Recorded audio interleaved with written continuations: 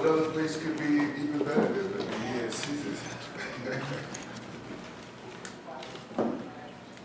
How did you, was it hard to reconcile with your decision after the fight that you were never going to box again? And when you look back on it, why was that decision the right thing to do? Well, first of all, you're trying to say, do you think that I retired too early because all this money is being paid now? We'll get to that in a second, but yes. No, I believe that I made a wise decision. I think that I think that I proved to the world that, I had nothing really to accomplish anymore. I had the opportunity of fighting all the best fighters in the world and giving them the opportunity to control me. And to be able to walk away from the game is something that I really loved. This was my heart. The boxing, I walked and talked and slept and I just tried not to look at it. That's right. Other than that, I think I made a wise decision. Why do you think it's difficult for a lot of other fighters? It seems to let go of the ghost. They can't do that. Why are you able to? In your estimation, some others can. Well, basically, I think that you realize that you have to go on. Life goes on, and I think that you have to find something that interests you after you finish the boxing game. I think that a lot of fighters, that's the only thing that they know. So they're stuck basically with their boxing because they don't know anything else. Can you draw a correlation between acting and competing in the ring? You're performing, right? Right. What I like about it is that, it's not real. At least when you get punched, man, it's not real. And the fun part is even when you die, you can come back. So it's a lot of fun, I have a good time acting because I'm like a little kid in a candy store, when you're acting and everything. And just trying to remember your lines is probably the toughest part. But other than that, man, it's a lot of fun. How many times have you died? Well, only one time, but I died 2 times in one day.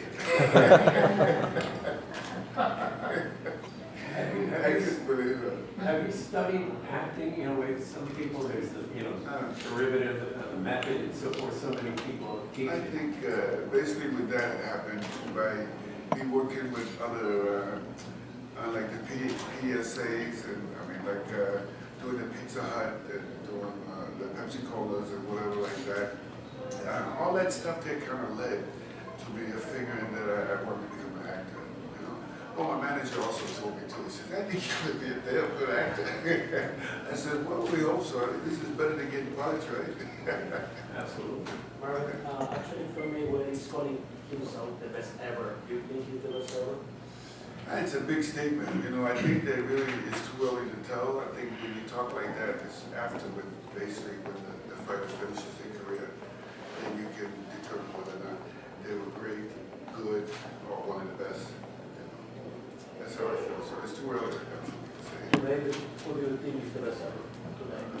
Today, there's so many young fighters that's out there that's got a lot of talent, but we, like myself, we was in a different era, but I'm quite sure that it's difficult for a lot of the younger fighters too that's coming up today, and I still keep my fingers somewhere inside of the game, but I really don't know that much about them. I believe that I see the fights today, I think that they lack in a couple of things, basically like the discipline, and the real hard training, and so, I see a lot of people that's not like myself, where, we think about boxing 24 hours a day, so that was a big difference what I see in some of the fighters.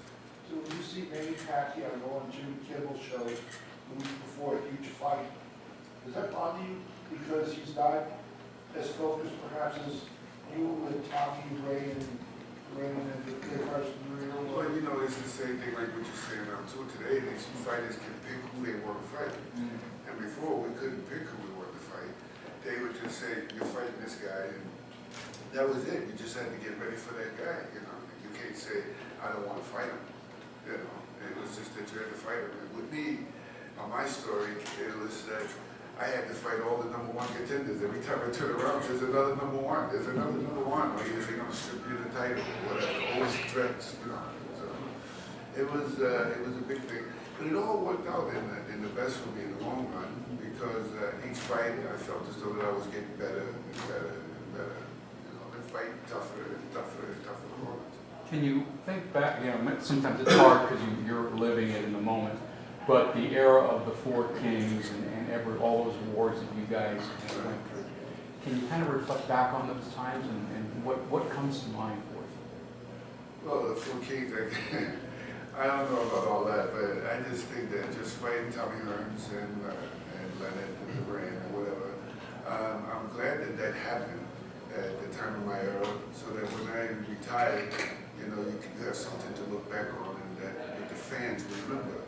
And as of today, if people ask about those fights, it's like the fights were like yesterday. It don't look like it was 30 years ago or whatever, you know. And that's what we're talking, 30 years ago. And look at me, I'm still sitting here in front of you guys and talking to you guys again, you know. And it's an honor of me being here, especially getting the Achievement Award or whatever for the HBO. I mean, HBO. What am I talking about? Boxing Hall of Fame. You know, so that's a big achievement, and I'm so thrilled, really. You know, I really don't have that much to say about it because I'm speechless in a sense for that. But I'm so proud to receive an award this tonight. Is those moments you mentioned that the fans remember everything that went down 30 years ago? How much of that is still crystal clear in your head? It's crystal clear. I mean, well, they never let me forget it. You remember that right hand that you hit away? You know, you remember that uppercut that Magabi caught you with? I remember. Thanks for bringing that up. What was the last time you saw Ray before last night? I seen him in December. I was here in December for the WBC convention. Yeah, you know, so we still bump into each other once in a while. But same with Duran and Tommy Hearns and whatever, you know, so we still see these guys, see Magabi. You know, we still talk, you know, whatever. And basically we try to help each other out in the sense of for charity benefits and things and whatever like that. And you're comfortable, you know, being linked to these guys? I mean, get the points, But I don't have no, but you know, I know who's the king is. So, you know, that's it. You know, I'm the guy. You know. And you're looking at the middleweights from your era, then Bernard Hopkins. A lot of people say that he doesn't have your resume, obviously, yet, but Golovkin may be the next guy at middleweight. What do you think of the way he fights? Who's that? The Triple G? Mm-hmm. Yeah, I like the way that he fights. I think that he's got a great future ahead of him, but he don't have the same type of fighters that I was fighting. Mm-hmm. You know, but he's got a good punch in the middleweight division. That's what you gotta have. You gotta have a good punch. And I like his style a little bit. So, you know, I'm watching all the fighters, like I said. I don't like the fact that they walk around with my belt. And, you know, a lot of people have been asking, there's a Twitter account, Marvin Hagler. Is that actually your account? Is it verified? What kind of people are you talking about? Twitter? Twitter. There's a Marvin Hagler Twitter. No, let me tell you. Mine is the original one that you see on my website or on Facebook. That's my original. There's a lot of people out there that are copying me, that's trying to be me, and we trying to put a stop to it. But you know, it's so hard. Every time that I do that, somebody else will pop up with something else. You know. But these are just fanatic fans, man. I mean, that want to be like me, want to act like me, and it's a scary situation also too. So I said to the guys, I mean, man, I wish you would just stop it, you know, because there's only one Hagler. Marvin, in your era, do you think that Gennady Golovkin would be champion? I don't know, you know what I mean? You know, because at that time when I was champion for 7.5 years, and I don't feel as though anybody could have whooped me. And you know, I would still give him a good fight, you know, and give him opportunity. But you know, it's a different era, so you really wouldn't know, you know. But that's the same thing what was happening to me, I guess, after I retired. Then you had like Roy Jones Jr., and you had Bernard Hopkins, you know, it was a whole totally different group that was coming up. And now you got another group that's coming up after the Bernard Hopkins and these guys here. And I'm watching this new generation grow up. you know, and it's fun. To be able to say that you're a legend, that is, I got a chill right through my body just saying it, you know what I mean? But, and then people acknowledge that, it's great. Do you think that there's anyone today that is champion that would have been champion in your era? Because it is very different. Well, there's, you know, at the one time that I see a couple of fighters that look good, you know, like Julio Cesar Chavez Jr. at one time, he looked like he could hold the belt. The thing is, what I want is the same way that I felt when I was coming up. I wanted to be like a throwback from the old days, like guys like Gene Fullmeyer, like, you know, the middleweight division, like Sugar Ray Robinson, you know, I mean, the real Sugar. But, you know, these people taught me a lot, you know, Tony Zale and all these Rocky Graciano. I mean, these were real champions, and this is what I wanted to do. Learning how to train hard, like, you know, running backwards with the big boots and stuff like the guys like Muhammad Ali, Joe Frazier, you know, Floyd Patterson, who was my idol growing up. Learning a lot from the old time fighters, you know, that got me to where I was. Learning to stay hungry and learning to work hard. I think that's what's my big success. You were able to not only be the devastating puncher, we know you as, but you were the full package. You could box, you know, you were well-rounded, the whole package, and you don't find that very often. No, and I see people like a lot of them now trying to switch from back to righty to lefty and whatever like that. You don't realize I had to master that, and that takes a lot of time to be able to do that without even thinking. You know, it's a natural ability, and I believe it was a gift from God. And it is a great thing that what I had, like what you were saying, to be able to fight on the inside, to be able to fight on the outside, to be able to change up in the middle of the street. It takes a lot of hard work and dedication and practice. You mentioned also about staying hungry, learn how to stay hungry. They say, you know, the old axiom, when you're sleeping in silk pajamas, it's hard to get up and run the roads. But you were able to do that. How did you keep that? Keep it going, the hunger. I think that because I was never satisfied, and still today, it's always something that I want. You know, like even in the film, this is what I like to do now with my career, is to continue doing what I'm doing, being able to give something back to the kids, to the public, you know what I mean, to say thank you in my own way for my success. Getting back to the old days, do you have a favorite story about Roberto and Sugar Ray that doesn't necessarily involve trading punches? Yeah, they didn't like me. I mean, that's the name of the game. You know, you had to build up a hatred for the guy. You know, even though that afterwards when we finished, you could still smile or shake hands with the guy. But during the fight, I think I never liked my opponent. You know, and, that's the way that you have to feel. Did you actually go getting back to the Roberto thing? Did you run into him at a golf course or something right before your fight, the days before you almost? I read that, and I was trying to figure out. No, I remember that. It was right here in Caesars, and Roberto Duran ran his way, and I ran my way. You know, and then we ran one time at the same time in the morning. And you know, everybody when fighters are like that, every time you pass each other, you go. Is that over the dudes across the street? Yeah. So, you know, we knew that we had to get it on, but, you know, he's got his group of guys going, I got my group of guys going, you know, and then we kind of taunt him. You know, Roberto, he's the nastiest guy in the world anyway, so, you know, you go, okay, forget him, you know, so I concentrate and wait for him at the night of the fight, you know, that's one thing about it. Are you amazed at the money that gets generated today on pay-per-view for boxing? I mean, especially the Mayweather Pacquiao fight. I don't know if you had a chance to see it or. Yeah, And obviously, you're aware of money that just like generally, which is crazy money. What goes through your mind when you hear? Well, what goes to my mind is that you can't be jealous about it. I believe that, for me, I say anybody that can make any amount of money in this fight game, God bless them, because this game is not easy to make a living. Marvin, when you first retired, at any point after that, was there any point when you said, man, I think I can come back and fight somebody? Or when you retired, you really just never looked back? Was there any time when you thought about coming back? Actually, like, you know, I gave myself another year, you know, before I announced that. I was waiting for Leonard to give me an opportunity of challenging me again, you know, returning the favor that which I did for him. But I knew that he was going to say, you crazy, man? So I decided that I was going to move on to find a film, find another career. You know, I needed more time to practice that. And in another 5 years, I can be a great actor. That's the way I was looking at it.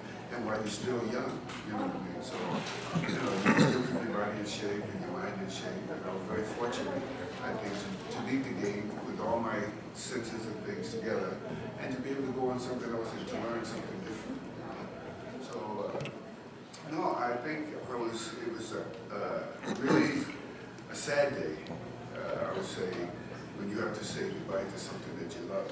Okay. And when I thought about it, you know, a lot of tears came to my eye, and just the thought of you thinking that you ain't gonna put the gloves on.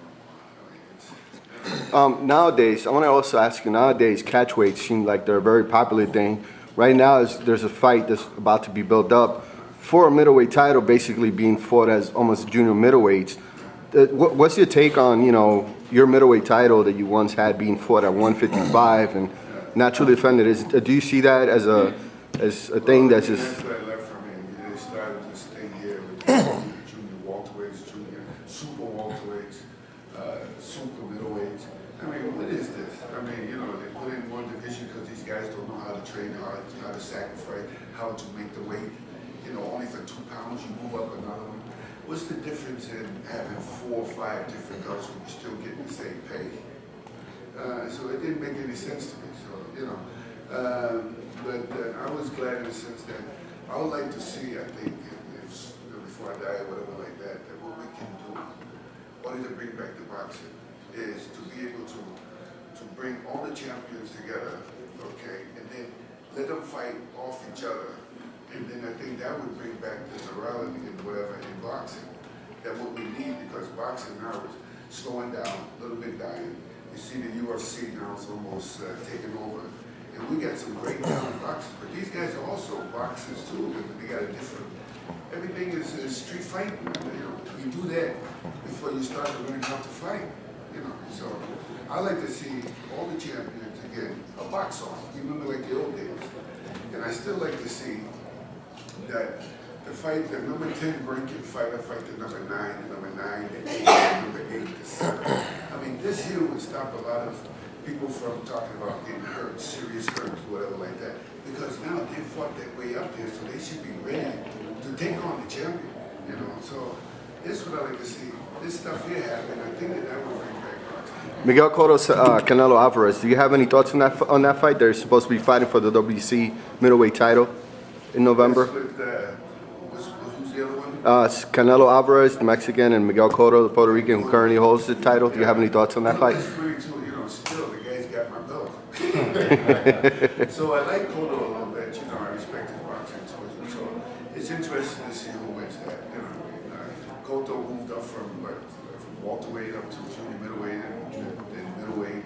You know, so you know, it's my title. I just hope that he represents my title the way how I represented it for these older fighters. That's what I was talking about. Okay, thank you. Okay. Marvin, as an action fighter, do you feel that some of these fighters, like Vader Mark, defensive fighters, like Mayweather, have heard boxing from casual fans? Well, you know, I'm listening to people from all around the world, you know, over in Europe and everything. People didn't like that kind of style.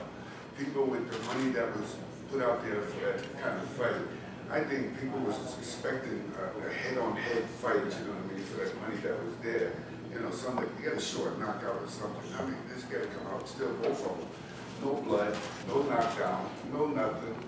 I mean, it seems like a ripoff right there. You know, so, you know, all in fairness, if you win, you win, which is boxing.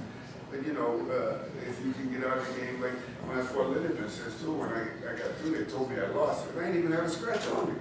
I said, this is the first time I came in a fight, and I ain't got nothing wrong with me, and they say I lost. There's something wrong with this picture. Chad, I wonder if What you we could always talk. remember about that would be Tommy here and how it is stood the test of time as one of the greatest fights in the history of the sport. 30 years ago, it seems so funny, man, that happened. Like again, Yeah. people talk about it like it was yesterday, and every day somebody talks about What it. still resonates with you about the night? I mean, I didn't down, knock it out. No, I think that type of fight that me and Tommy, we didn't like each other. And Tommy, I give him a lot of credit because he came to take away my title. He showed me his courage, showed me his heart, showed me his skills, showed me his fight, his punching power. You know what I mean? So I have nothing against Tommy. He gave me a great fight, and I think that fight there was the highlight of my career, which a lot of people had just remember talking with the announcer, and I said, now I just want to ask you a question. Now, am I great or what? He says, you remind me, son, you got to say something. Now I can say you're a great fighter. I said, thank you. I've been waiting for you to say that for a long time. I was going to ask you if you Fought Tommy. It's almost like where would you when, for a boxing fan? It's like man on the moon. Everybody lets me know when they said, I was in my house, or I was in my car listening to it, or I was only 12 years old. I said, wow, look at you now, man. This guy about 6'6", man. He's about 30 years old right now. Wow. You had this kind of impact on a generation of boxing fans. Well, everybody says to me the same thing. They says, you know what, I stopped watching boxing after you retired. I stopped watching boxing, and it's hard to believe. But now I can see the reason why, because nobody still knows who's the heavyweight champion is. And when I asked them that, they said, Mike Tyson. That's how far back they are, you know what I mean? The Vito and Inferno, that had to be one of the very low point for you. I mean, not the fight itself, but the result. No, I think that fight was a great lesson for me, and I thought that it would never happen. If it did happen to me, which it did happen, that I would get the fair shake in the same way that Antifermo was, because he was champion.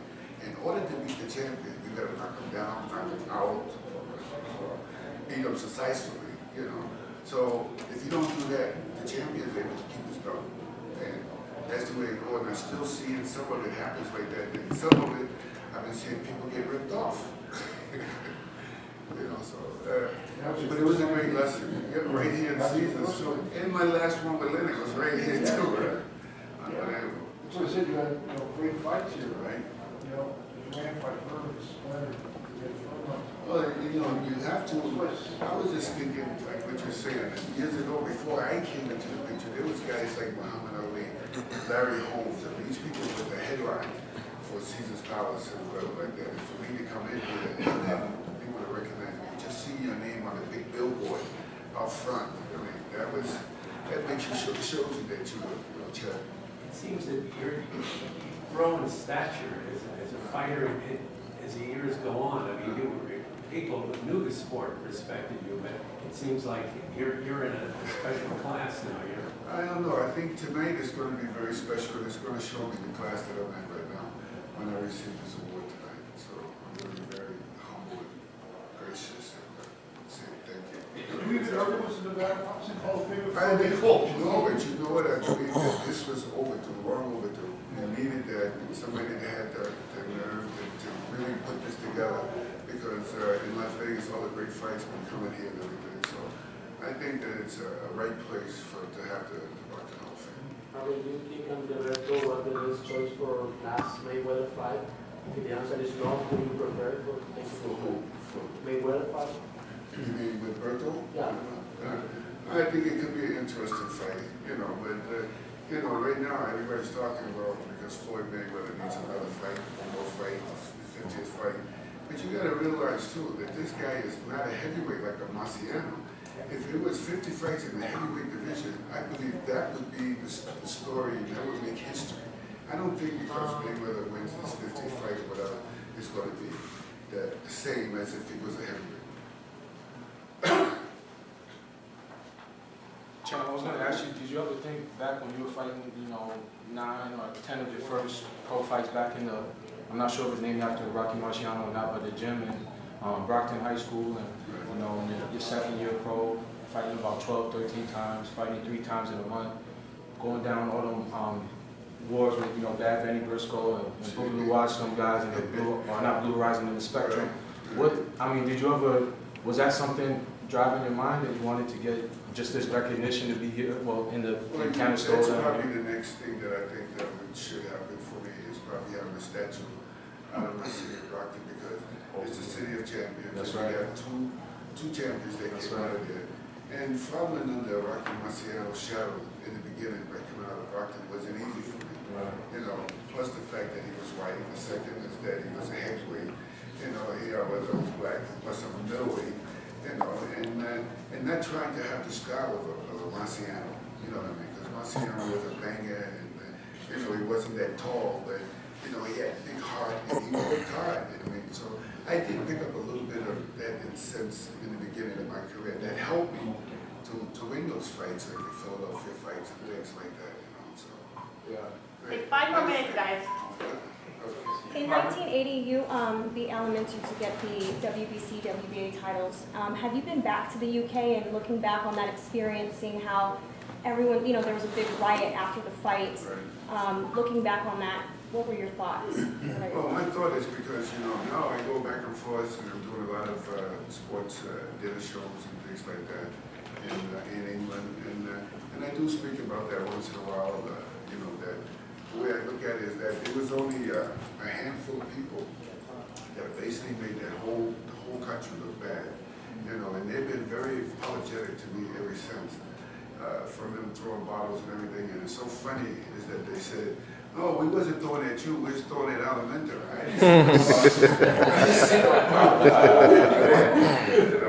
And then there was, here I was the only champion. You win for that day when you win the fight that you could raise your hand up and receive the belt, you know what I mean? Wow. And so that was taken away from me. Also beyond the fact that I never had a chance to put the belt around my waist at that time like every other champion. Every time I see another champion that they had the opportunity to put that belt around him, raise his hand up, it's a great feeling, and I was denied that. So, The 25th year anniversary is in September. So it's been what's that? since that experience. 25 years in September. No, it's more than that. Yeah, it's like 35 almost. 35? Yeah, 1980, right? Oh, that's right. Hello, my math. 35. Yeah, but Yeah. I Still see sharp. I see now too, and we speak sometimes too, so, and he's been very apologetic to me about how his fans acted. But you remember, I think after that fight there, the American fighters at that time wouldn't go to England to fight because they see what happened to me on television, so it was a bad feeling. Marvin, like Marciano, you had a high knockout percentage. I think your 12 defenses at 78%. They say punchers are born, they're not made. What's your belief on that? I believe that I have a gift. I don't think that you can teach somebody how to knock somebody out. To punch. That's what a lot of people like to know. Can I develop a good boxing punch to knock somebody out? I think that it has to come. You can work hard. Punching the bag or whatever like that. But some people I see too, even in the smaller weights. You watch these guys in the small weights, the featherweights or whatever. They throw thousands of punches, but they can't knock the guy out. It's so funny. It's like that. I think you have to be able to have it in you. I don't think that you can develop it. Hardest punch have you faced? My mother. Marvin, you talked about discipline earlier about the fighters now. Do you feel that if amateur boxers were to strive to go to the Olympics to get gold, that it would help them with their discipline instead of going straight to pro? Well, I'm always looking at still at the Olympics and the fact that maybe we might find another Muhammad Ali or Sugar Leonard or myself even that missed it only by 6 months. But that's what we need is to teach the young kids right from the beginning, before they get into the professionals, so that they can be prepared mentally and physically. Oh, Marvin, yesterday when you arrived, Richard Rosewhite took you to see the whole section in the brand new museum. Right. Your belt, all your memorabilia, so you come in a circle. You and your team they keep kind of seeing everything. What are your thoughts and emotions about the location? My emotions is I'm impressed and I'm excited, and I'm glad to be able to bring my belt here and to display it so that people can see our real champion. And I guess that's what they want to see. Oh, that's Hagler's belt right there. Wow, wow, you know. So just seeing the thrills of that makes me feel very proud. Last question. What can you say about the Filipino box, the emergence of the Filipino boxers, particularly Manny Pacquiao? No, I think the Filipinos, I think he did a great job for the Filipino fighters. And he might have more fighters coming up from the